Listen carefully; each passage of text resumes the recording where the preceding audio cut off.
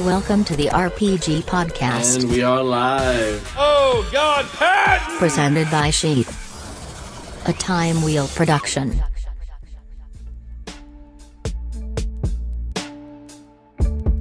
What's up, everyone? Robert Patton from the Robert Patton Global Podcast. I know that sounds a little bit conceited or something, but we're doing it. We're doing it globally. It's real. We're talking here today with Josiah Brooks. He's one of our favorite models and entertainers on the internet. And thank you so much for joining us today. Of course. Yeah, my pleasure. Glad to be here. Yeah, it's been a while since, well, we've had one of these. We did one in person at my house. Mm-hmm. That was a lot of fun. Last year. Yeah, that was a good time. So how are you doing today, sir? Doing great, man. Enjoying the long weekend, taking a little bit of extra time to stretch and, just enjoy the freedom that I have, knowing that got some extra time. So just kind of pacing myself, but still allowing time, to do stuff like this and still get some important stuff done. But just pacing myself and trying to keep those goals in mind, not get too lazy. Right. So you are like a gym. Would you call yourself a gym freak? Yeah. It's almost by default. I mean, I kind of grew up in that really culture, if you will. My dad was big into bodybuilding, so I've been in and out of the gym since I was in grade school. I used to walk. The gym was like 3 blocks from my elementary school. So I'd literally walk down and just go check my dad out. And he'd be like, "Oh, you Kenny's boy. And, growing up, my friends were always like telling me how big my dad was and this and that. So, I hit a certain age and I felt like my health was kind of starting to decline and I just didn't really like who I was in the mirror. So I just kind of changed my life around and just started to try to emulate that same kind of iconic status that my dad had and, just kind of motivate others to do the same and to reach their full potential. Interesting. I feel like I've seen a picture of your dad. I'm not sure though. I want to look now, but that's interesting because our fathers play such an important role in our lives as far as kind of, maybe we look at them as what we don't want to be. Maybe we look at them as what we do want to be, but they're definitely there to compare ourselves, as we grow up. I find myself being more and more like my dad.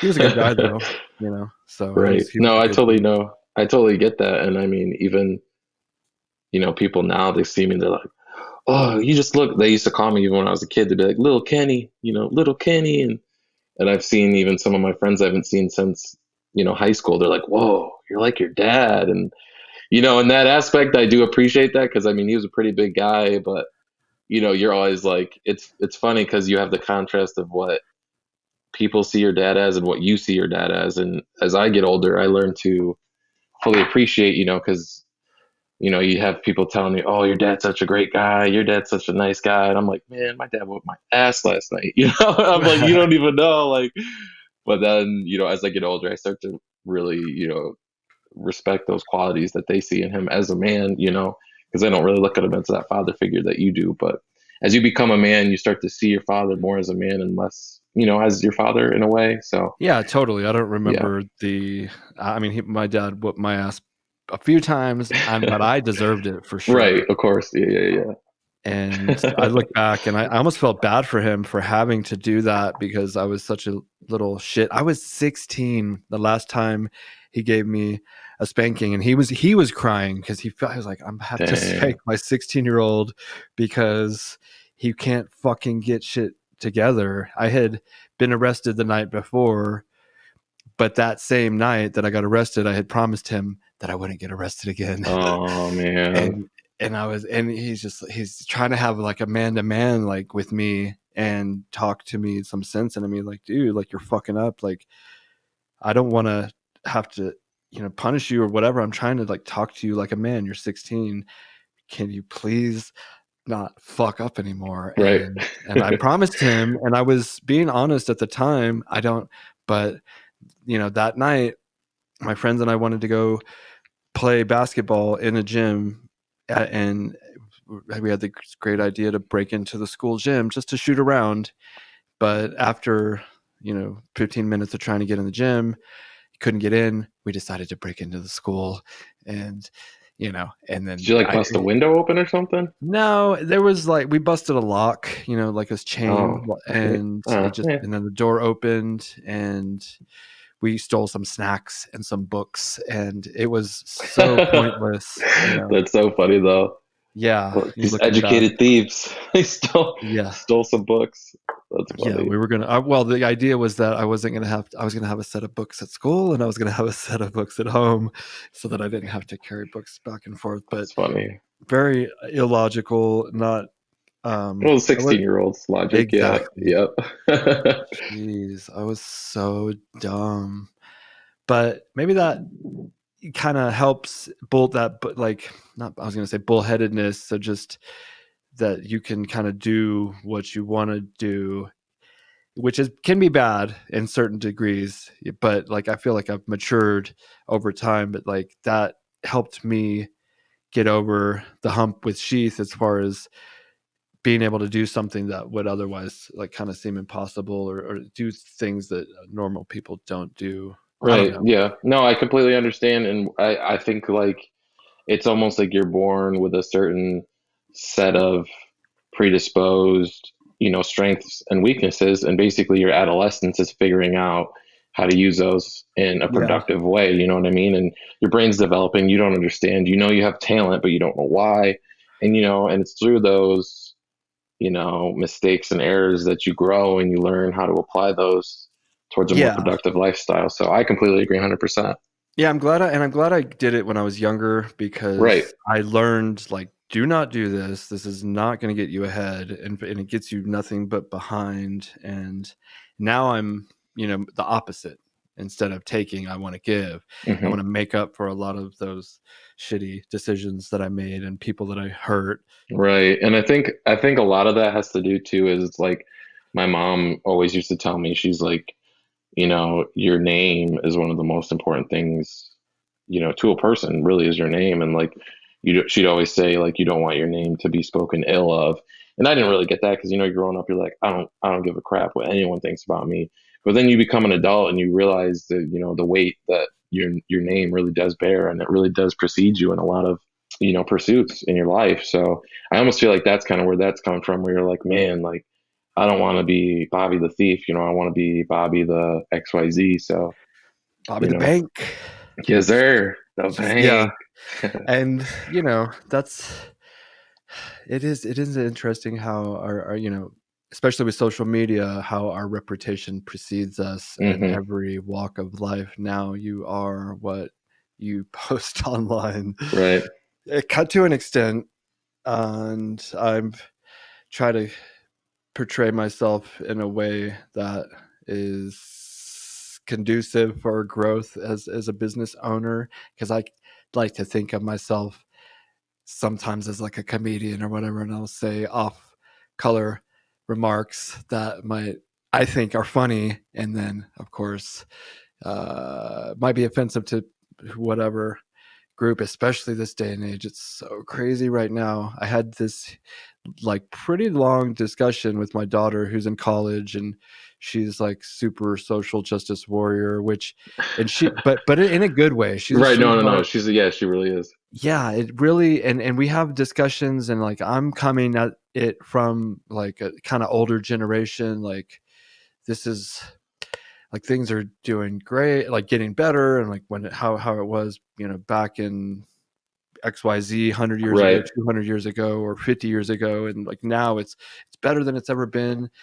But she has just really good points, and it's good to have these discussions about Black Lives Matter, honestly, and like being an ally, and to me, I'm like, it seems kind of, you look at some people doing it and it's like they look kind of gross doing it, but it is important. She just keeps putting that message out to me, like we have to be compassionate, but in like there's a lot of, because like I think what you said, an ally is probably the best way to, because it's really like you don't even have to Like, I mean, I haven't personally gone to any protests or marches or anything, but I know that, the sentiment does bear a lot of truths, and it does expose a lot of weaknesses in, the core features of society today. And, growing up, I always was taught that by my dad. Like, he, as a young black man in the early 60s, his parents, went through a lot of racial prejudice and discrimination. And, he told me a lot of stories of when he was a kid. And, so I always grew up kind of with that mindset in play that, I had to basically, even though it's not fair, I pretty much always had to be on my tippy toes, You have to especially like with make up for a deficit or something. It seems like. exactly. Yeah, you're And starting like behind, yeah, and you have to do. I feel like you have to do extra just to be even. well, it was Kind like of. it was even like, well, for my dad, like my dad, he was a city councilman. He was a pastor. He would preach on the jails on Saturday mornings. He was a bodybuilder. So this dude was like Wow.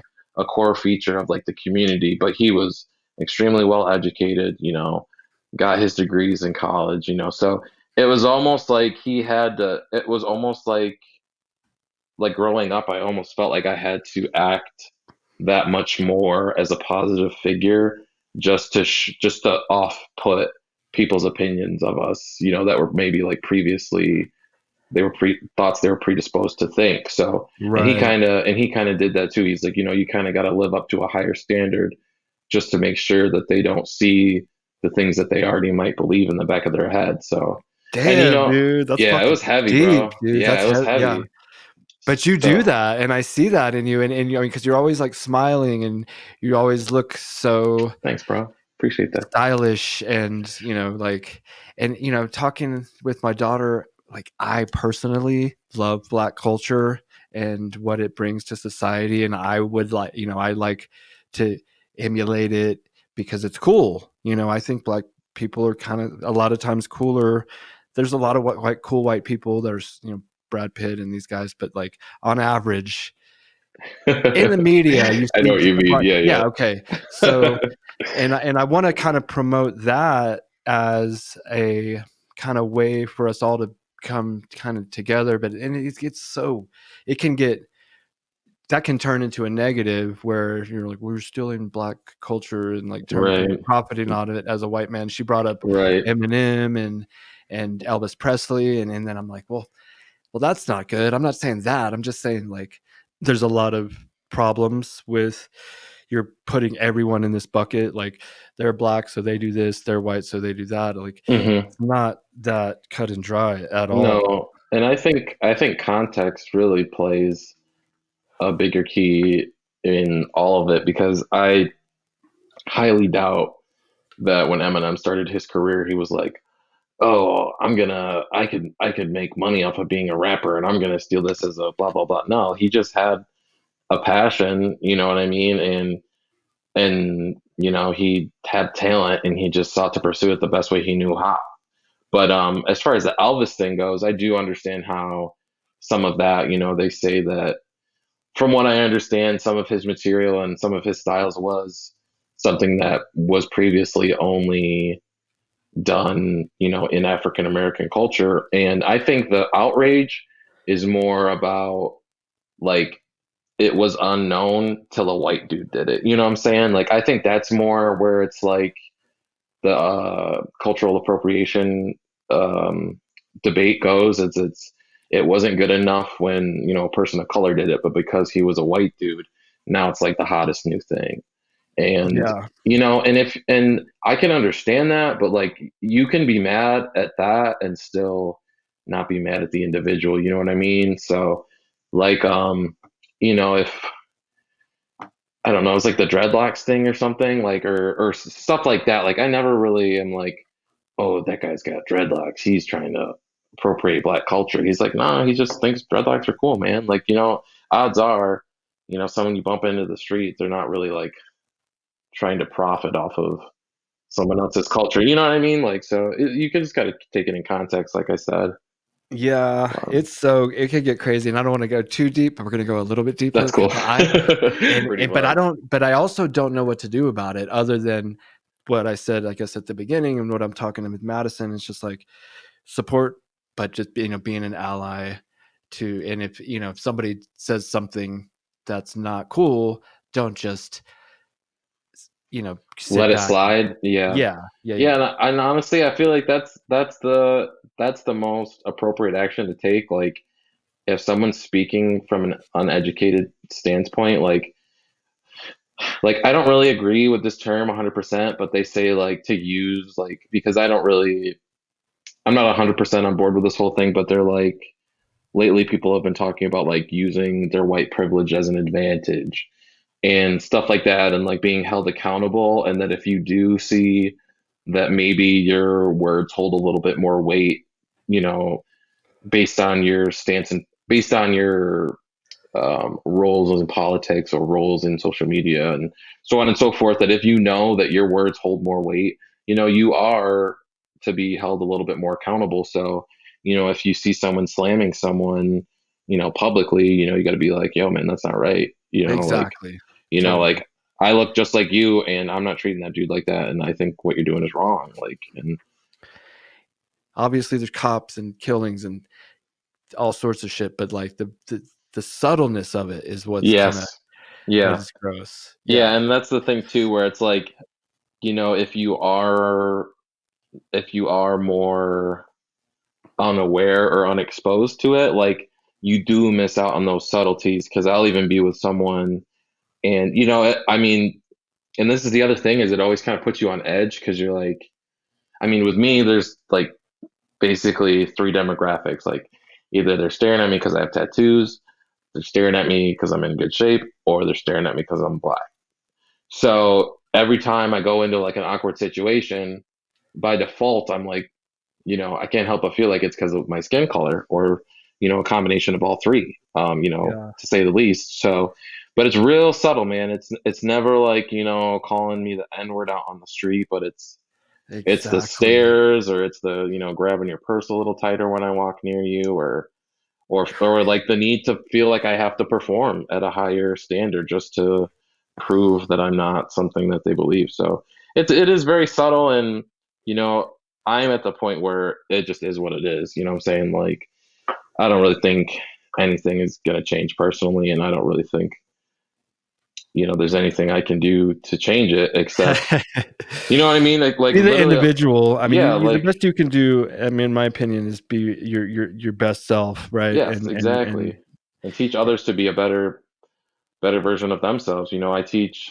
young black men, how to educate themselves, or, how to not feed into those stereotypes, or how to not how to not feed into that. And, just stuff like that. And to the other people, that do fit the other spectrum, I'm like, hey, man, I can be honest, I can be friendly, I can talk to you about your problems, man, and just kind of show you the unity that goes beyond skin color, man. And the more they're exposed to that, the less they'll, start to Exactly. think the other way. So it's just an Yeah. exposure issue, honestly. So, And I agree with that as well.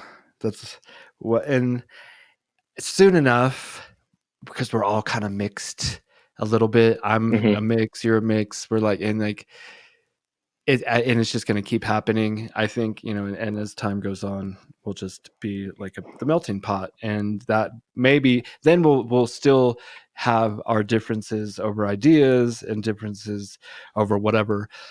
We're always going to find differences to fight about. I think religion Right. or whatever it is. So, but that maybe if we can get that one out of the way, that'd be a good thing. Because Right, right, this, right. Knock one out of five off the list or something. yeah, it's like, I Yeah. mean, because we have a great country. Um, my company is doing well, and what I brought you on here for was not to talk about that, but so that It's all was, good. it's just a hot topic. But Hmm. you are such a motivated young man, and you're very talented, and you have a great eye for style, and I love what you put out on, so like YouTube and social. But I like your music is really good. How's Appreciate that that. going? Good, man. I've just been writing a lot lately, just because of the limited ability to get into the studio, really. So, um, I've written about 6 or 7 songs in the last couple of months, and I actually just been doing a lot of networking right now, just more than anything, and just trying to, as I age, I'm not like ancient, but the older I get, the more I realize the power of networking, and really about the power of connections, and just how to work those to your advantage. So just Yeah, constantly building. who you know thing is for real. Oh, 100%. Yeah, Yeah, because it's I mean, insane. if you just so happen to be Drake's cousin or whatever, Hmm. or in that circle, it would be so much easier for your stuff Oh to yeah. be put through. But Oh yeah. because there's like so many people are producing content now, it's Hmm. hard to break through Yeah, without man. a network. So Yeah, it's weird because it's people will say, "Oh, it's never been easier to just throw songs up and get plays," and I understand that to an extent, but I mean, there's people with hundreds of thousands of plays that I've never heard of before, and to be frankly honest, I might not care for their mhm. musical approach. You know what I'm saying? So to me, it's not even about the plays anymore. Like I'm looking at it from more of a successful standpoint. Like I want to, pay my bills with it, and I want to look at it in a broader terms than just, oh, I hit 50K listeners on my Spotify. So I'm really trying to make it more about a lifestyle where, I'm constantly putting out creative content. I'm constantly linking up and networking and trying to link with other like-minded, successful individuals like yourself, Yes, and sir. just kind of, we use each other, we see each other's, failures and successes, and we learn from those. And, the more you can learn from, the more you can succeed at a quicker rate. So, but in the music aspect, I just, a lot of producers and an artist, me and him are going to Richmond in the next couple of weeks. I wrote this real cool track, and he's a real big local guy. So hopefully that'll pop off into something. And I know this guy's like a brother to me. We've been lifting a lot, and he owns like a security, like bodyguard business, but he does bodyguard work for like Wale and Future and all these dudes. So pretty soon, man, I'll be in that circle, bro. And it just takes the right track to get someone's ear and Hmm. hopefully get something to pop off. So we'll see. It's timing. We signed. I don't know if he called signed Riffraff. We brought him on to do some collaborative. That collaborative pair you can get at sheathunderwear.com and planetriffraff.com. But we started working with him, and I had heard his stuff, and I was kind of like, okay, this is some of it's like I like tiptoeing to my Jordans, but I'll listen like half the song, and then Dolce and Gabbana. I think there's a good song, and he has a couple of decent songs, but I was just not really there's. I already listen to what I listen to, and as you get Right. older, you build your kind of playlist and your library, and that's if for something new to come in, it's for me It's got to be over the top. Yeah. something at least or I gotta run through all my stuff and be okay, let me see what's going on over here. And I finally started listening to a couple of his tracks, and um there's one called These Eyes, which is like this 80s song, which is totally different than his rap music, but it's Stacy's favorite song now. I really like it. And then when when we did meet him, we went to he did like a like a concert in this club after we were on the bus, and he was playing all these songs, and they were not like rap songs, and one of them is called Silhouette of a Pinnacle. And I remember hearing it, and it had come back when I like 6 months later, like I'm kind of going through his stuff, and that track came up on YouTube with These Eyes and a couple other ones. Point is, that one was playing in my head. The Silhouette of a Pinnacle was playing in my head for like 3 days because it's Dang. catchy. He comes up with these little like the hooks that are Hmm. kind of pretty catchy. That like maybe the flow isn't the the best, it's not like Eminem or Drake or whatever, but it's like it's good enough.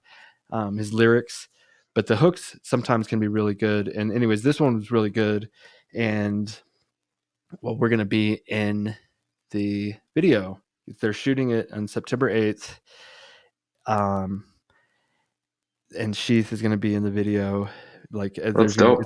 It's like it's another kind of 80s song. And the fact that it was playing for 3 days in my head, and then his manager kind of reached out to me. He was like, I got an idea. I was thinking about putting Sheath in one of his upcoming video. And I was like, well, okay, well, what's the song?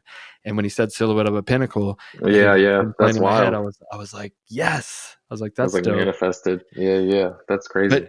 But it's just sometimes you got to be out there long enough. He's been out there for 20 years. Yeah. Before I finally was like, okay, let me see and we're sponsoring him to just finally like give his music a chance. And then it kind of, some of it kind of was caught my ear, and yours was much quicker for me, but and maybe it's because I work with you, but I enjoy listening to it. However, it's not on my playlist. Like, is it? I don't even know if it's on iTunes. No, that's the thing, man. I'm so horrible about releases. Well, I just hoard everything. Yeah, no, but I guess there's so many factors that play a role in that. Somebody finally getting around to checking it out. Right, because I mean, without the proper funding and really the proper push, I mean, I know that, a track I worked on for a year or whatever, 8 months, and without the proper funding and proper push, it's not going to get anything. So it's almost counterproductive to release it. And I've got some friends that really like my music, and they're like, when's the CD? When's the CD? And I'm just so hesitant because I don't want something that I've put so much work in to get little to no feedback. You know what I mean? So I'm kind of just waiting for the right time to really push that. That's not a bad idea. So. I mean, and thank you for that video you made when you kind of gave us a little shout out. Yeah, man, that was a great time. I love that video.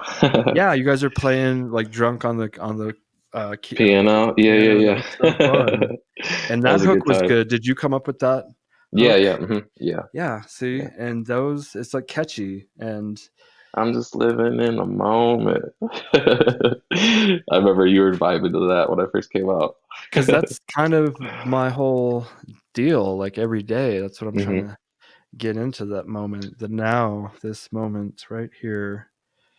That's where it's at, bro. I mean, for real, like so many people really, like, even they'll ask me like, are you excited for this or are you whatever? And I'm like, man, I'm just here right now, bro. That's really the only truth I know is I'm here right now. You know what I'm saying? And I got a plan to do something right now, and that's all I'm going to hold myself to, because I've had too many experiences about getting excited or looking forward to stuff or this and that, and it's never true until you're in the moment. You know what I'm saying? So yeah, it's all about that present state of mind.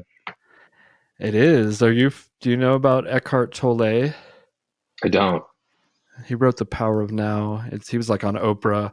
Fascinating philosopher of our time. He's like a Buddha of our time, if you will. And he takes, he'll have like a seminar, but he writes books, but he'll just take it over. Like people will ask him a question and he'll sit there for like a second and he'll just be silent. But you feel this weird energy because everyone is focused right here, right now, not worrying about what's going to happen later or plans for anything, no past, no future.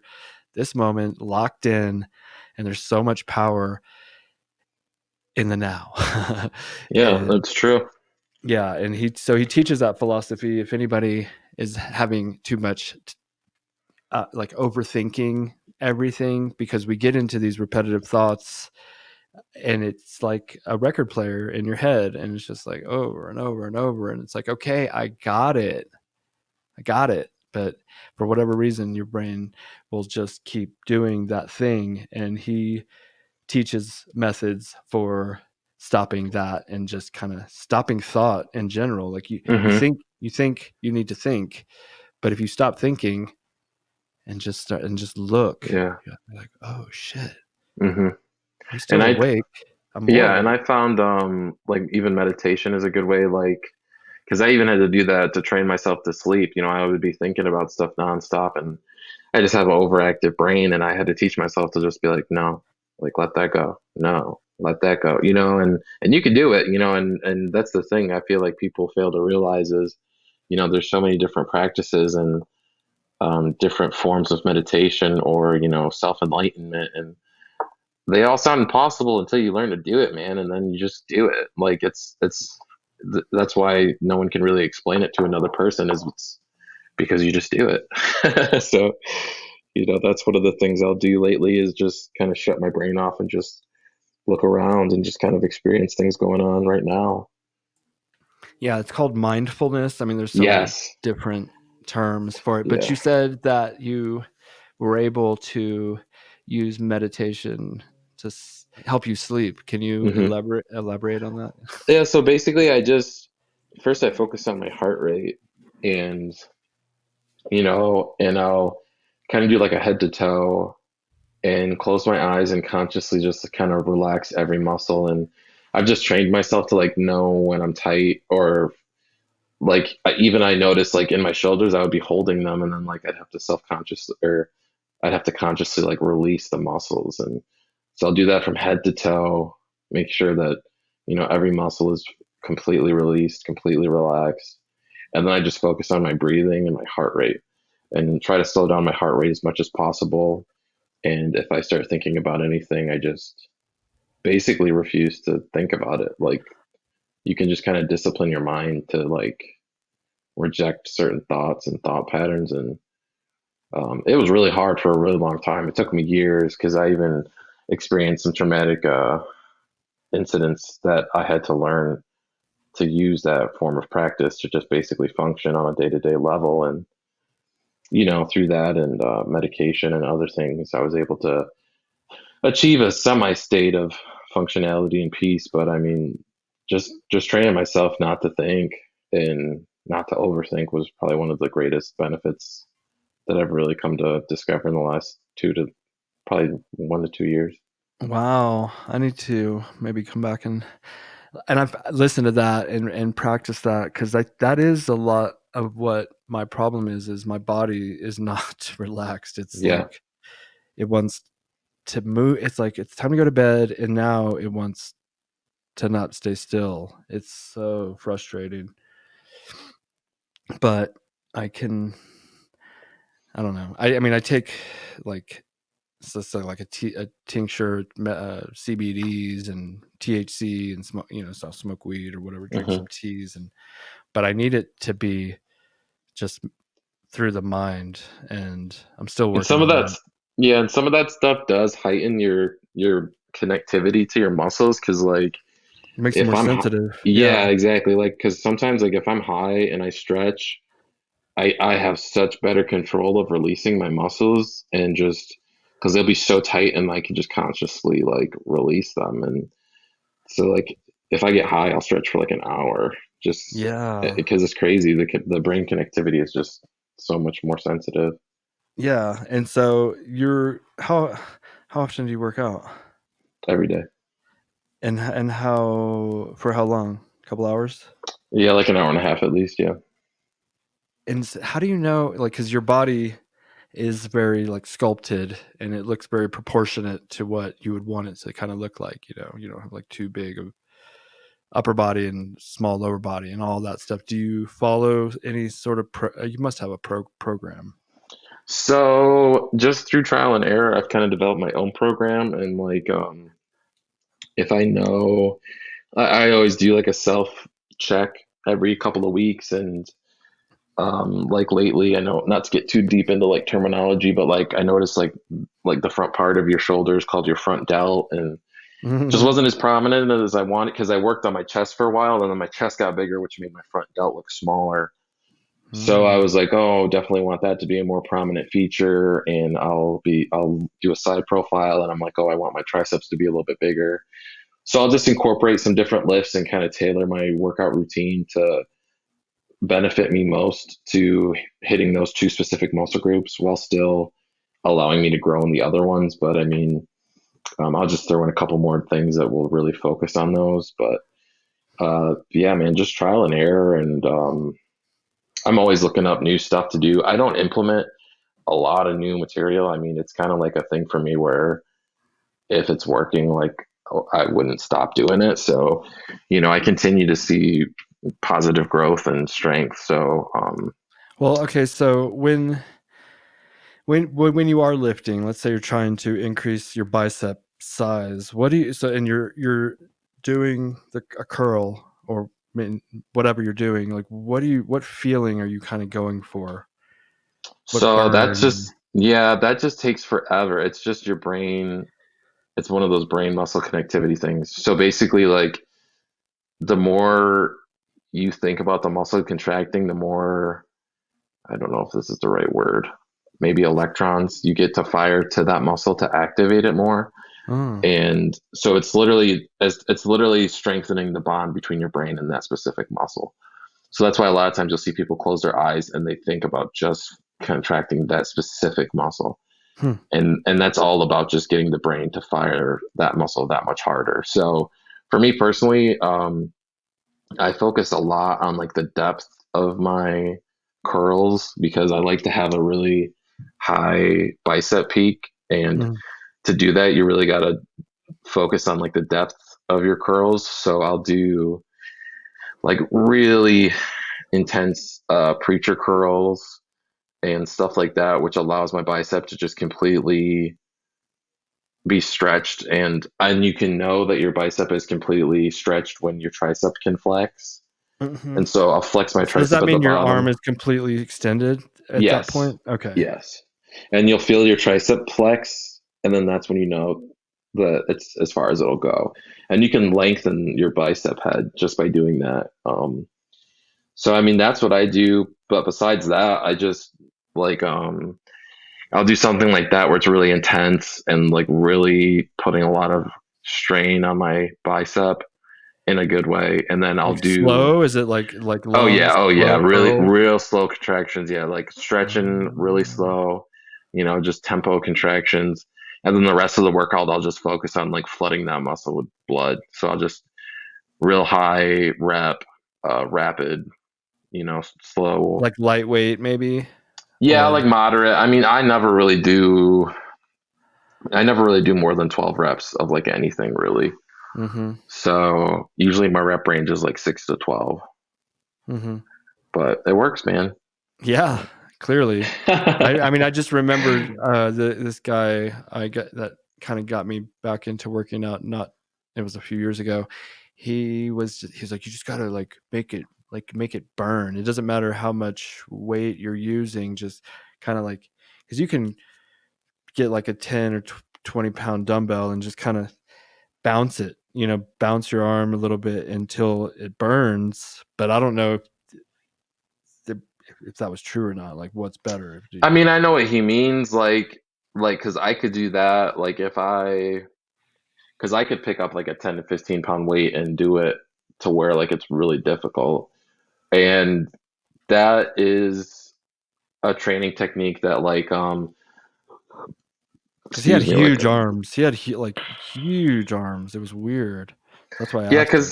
because it's like, it's one of those, like a big bodybuilder, like a foundation of like bodybuilding is like doing it until like you can't feel anymore and then like do like two to three more.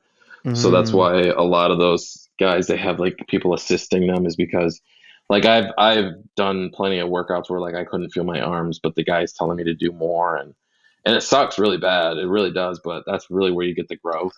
But mm-hmm. so I mean with those low rep weights, you're able to do that, but still go like a little bit further without that like, if that makes sense. So Yeah. Mm-hmm. but I but need you're pretty somebody. big man. You're a pretty good sized dude though. I mean, you should be able to just kind of do your thing and see some growth. Yeah, I've started getting some. I have a trainer that comes once a week, and he does like MMA training stuff with me, which just motivates me throughout the rest of the week to do other workouts. But Hmm. if I had someone here, like a coach, everyone needs if you want to be good at something, it helps to have a coach. You Right. can still do it on your own, but that's one thing I'm learning in my old age, which I kind of wish I had. When you're younger, you always kind of think you can figure it out on your own, and you can, but you can do it so much. You can get so much better, so much faster And you can with. do it so much, yeah, exactly, so much faster with a mentor. Yeah, I agree completely. That like makes me think of Japanese culture, and they have, mentors that, is this even true? Tell the kids things. We don't really have that kind of system in America where you have an adult that kind of spits it real to you or whatever, like gives you Right. real talk about life and stress and dealing with. And I think a lot of that has to do with like love for the culture, because I feel like did you say Japanese? I think, yeah, I said did. Like in Japanese culture, from what I understand, they have a very more of a sense of pride in who they are as a people, and like more of a deep appreciation for like their culture and their responsibility to attribute to that culture. Whereas I feel like our culture is very self-serving and, you know, Yeah. me, America, meat beer type thing, So like, I feel like that's where the lapse in mentorship and like guidance comes from, is because we're very self-centered, and there's very few people that are willing to invest their time into Yeah, the to be the embetterment of mentor. people. Yeah, Yeah. I say I am, but am I really? I don't know. I tried to be a positive reinforcement, or send positive messages. There's this kid that has been coming to work, and he just kind of does general labor around the house once or twice a week with me, and I said to him the other day, I was like, we were just working, and I was like, what you think about, you bring about. And just trying to drop he's little like, what? seeds. You like, what you think about, bring about. And he's just like, what?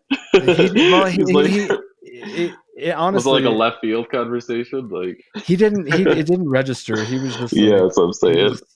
he was just like, okay. He's like, are you eating fortune cookies over there? Yeah. Yeah, but he That's knows funny. what I'm doing here. He knows like the business. I've given him underwear, and we talked about it, and I bragged about it from time to time.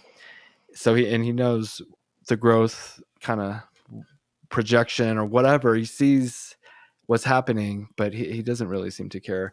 I think, Yeah. And I think everyone's that's, different.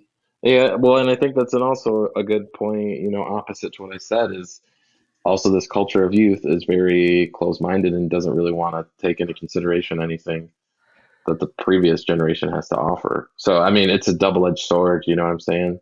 A little So bit. it's tough, man, because We I do mean, have there's a experience and guidance and knowledge to share, but they don't want any of it because they think it's all associated with like an old way of doing things, and they want right, like a new way.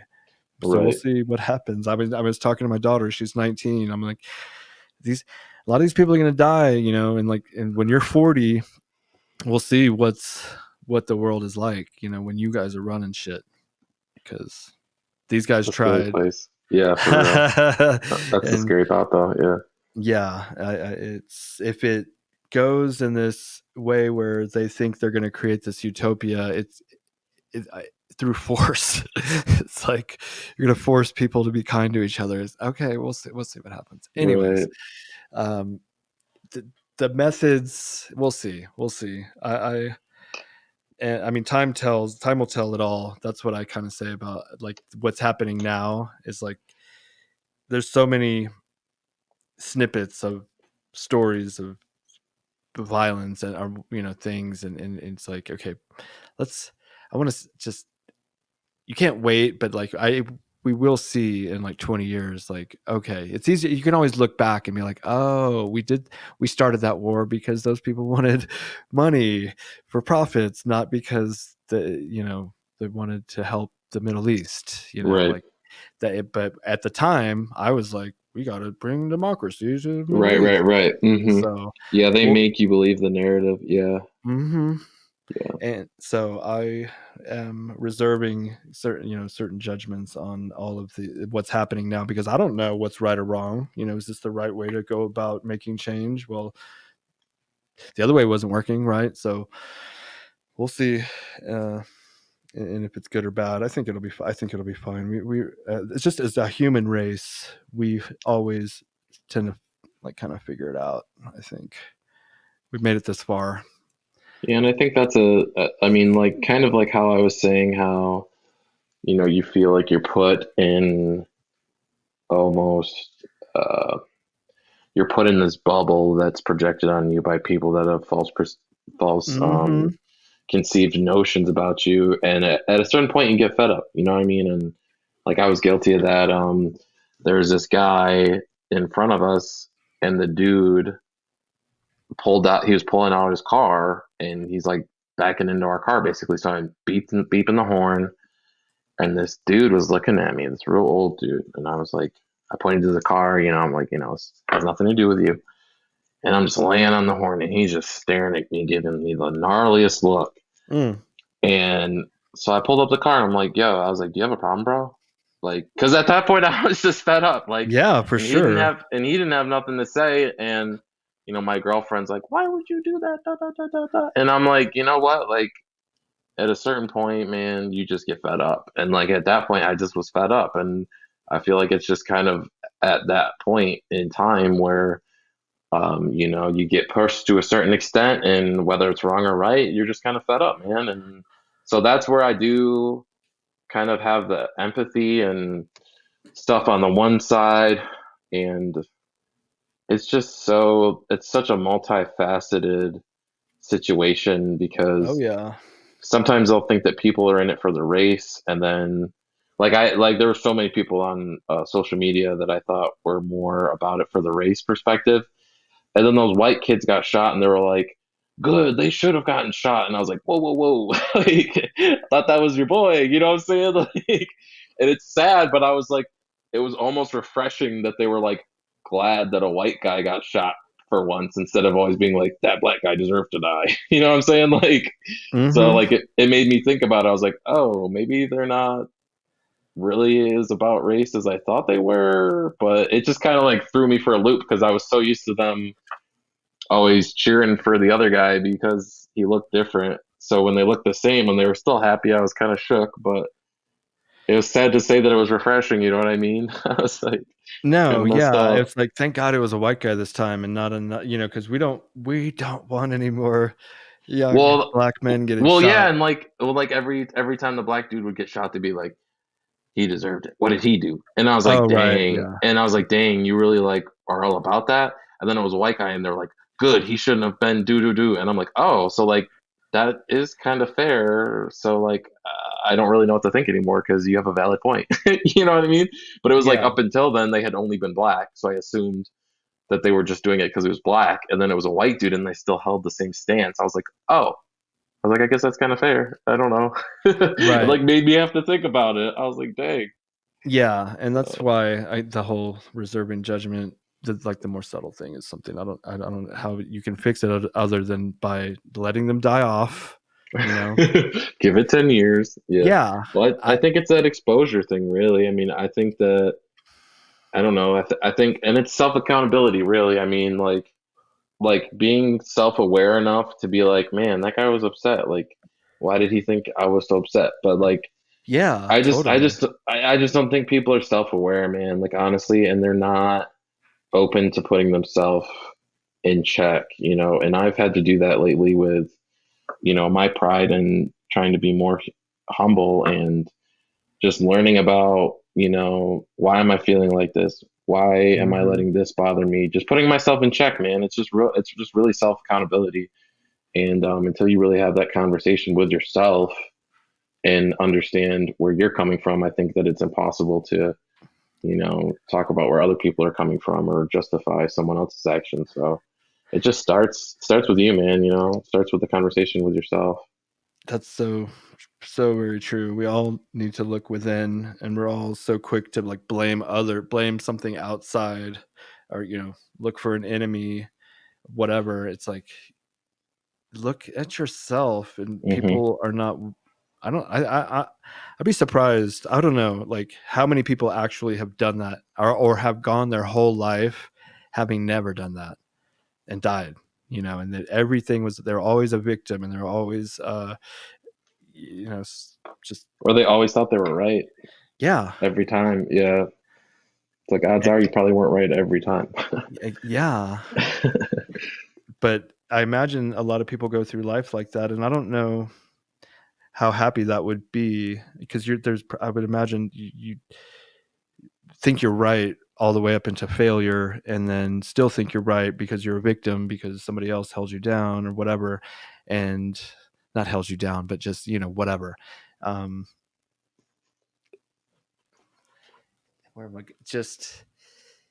But never looking within to be like, can I do something differently to make a change? And I'm talking about like just everyday individual, the man, like a person, just any person in pretty much in America, though, because I can't really speak for other countries and the opportunities they might have here, or even the education, like these types of just thought processes of, like in Buddhists or whatever, they teach these types of things like self-reflection. They don't fucking teach that here.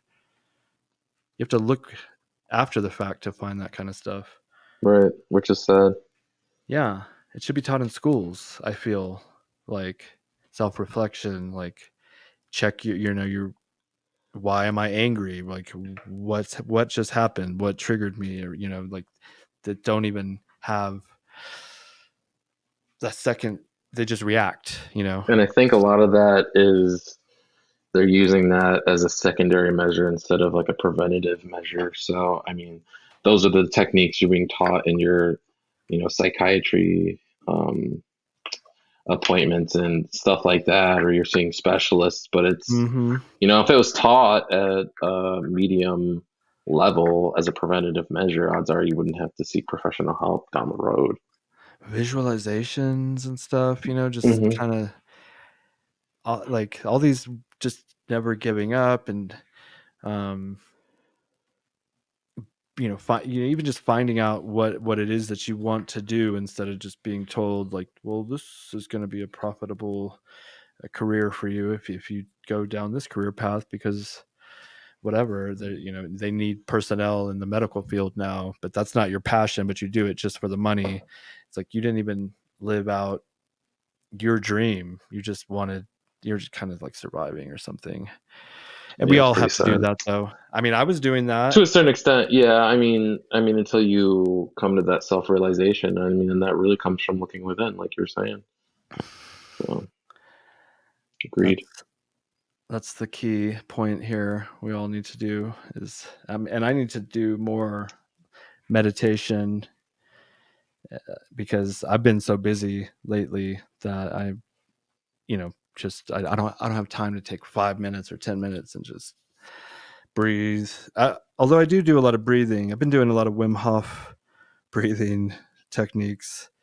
Have you gotten into that at all? Is that the nose breathing stuff?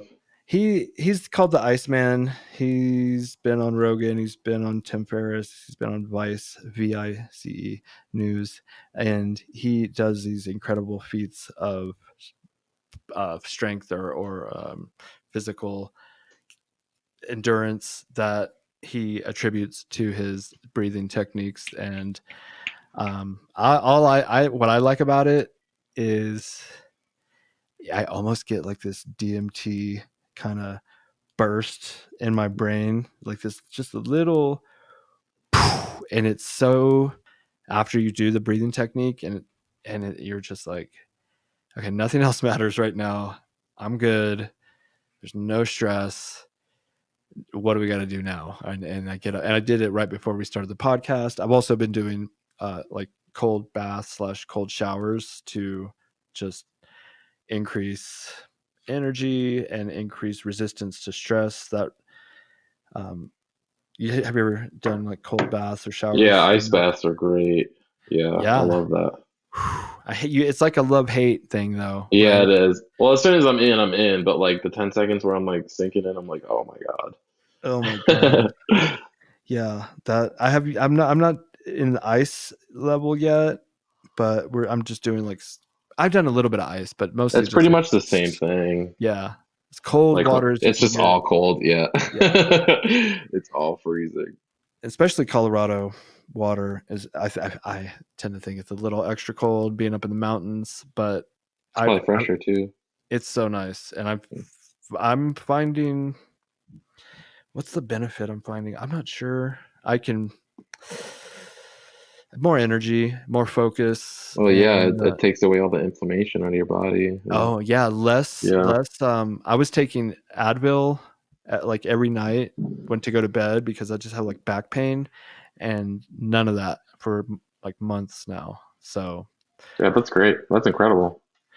yes, and that's that's what I'm doing right now to improve myself. Is just because and also I feel like as people, humans that have made it this far on Earth, all of our ancestors had to bust their ass all the way up until like 100 years ago or whatever, a couple hundred years ago.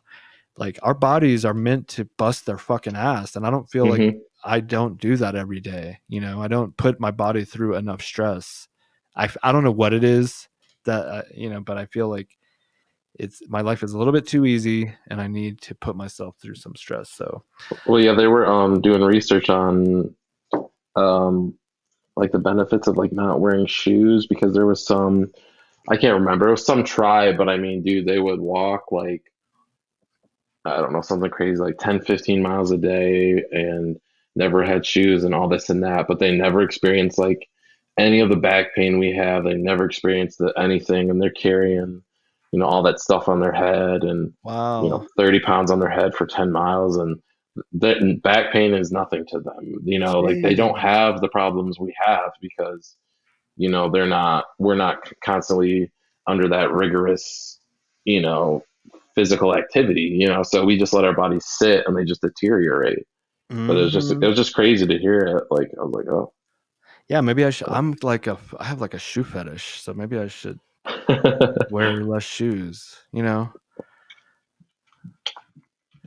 So It might help. that it might help because that is I do have a pretty serious back issues, but I need to just do more yoga and work out some more. I think that just building up the muscle around the spine maybe is also something. Yeah, definitely. Yeah. Definitely. I like to ask this, and I'm kind of stealing this from Michael Malice, but what was your favorite part of this conversation? Just the opportunity to express my perspective on some real important issues and just Fuck yeah. being able to be genuine and I don't know, have a safe place to, Hell yeah. without worrying about someone being closed-minded, the open-mindedness and, the sincerity that you portray is very, very respectable, and I do appreciate you. I appreciate you, man. You're welcome. I'm just kidding. His podcast is called You're Welcome. Anyways, I love Michael Malice. Shout out to Michael Malice, Part of the Problem, another podcast I listen to, and he retweeted one of my this podcast, which got us a few more listeners than we were getting, which is pretty cool. Good stuff, yeah, man. Well, because I listened to one of them. I never listened to them, and I listened to one, and I was like, I don't hate this, and I tweeted that because it was okay. I was like, this isn't bad. That's mad funny. I don't not like it. Yeah. Where can people find you? Josiah Brooks Official for the Instagram, Cy the Artist, SoundCloud, and of course you can find me on the SHEATH page. Sport my favorite lifestyle underwear. Always Dude, wearing my SHEATH nonstop. You're a great representative. You're like taking over our pages, and you've earned it, and we appreciate you supporting us. Sure, man. It's a great product, man. I believe in it. Thank you guys.